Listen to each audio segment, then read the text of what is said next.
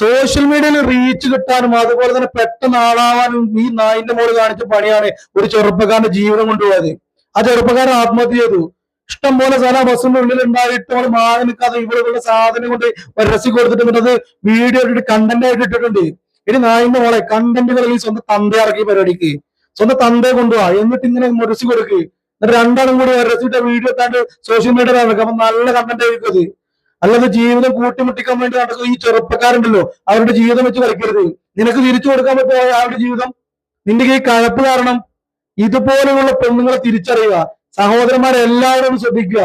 ഇനി ബസ്സിൽ കയറുമ്പോൾ എല്ലാ സ്ത്രീകളും ഇങ്ങനെയല്ല, പക്ഷെ ഇതിനായിട്ട് തുനിഞ്ഞിറങ്ങിയിട്ടുള്ള കുറച്ച് എണ്ണങ്ങളുണ്ട്. ഇപ്പോ വേശികളെക്കാളും അപമാനമാണ് ഇവര്. കാരണം വേശികൾ അവരുടെ വരുമാനത്തിനാണ് ചെയ്യുന്നവർക്ക്. പക്ഷെ ഇവളുമാരുടെ കടപ്പുകൾ തീർക്കാനും അതുവഴി ചെറുപ്പക്കാരുടെ ജീവിതം നശിപ്പിച്ച് ആളാവാൻ നടക്കാണ്. അപ്പൊ കണ്ടറിഞ്ഞും തിരിച്ചറിഞ്ഞും മാറി നിൽക്കുക.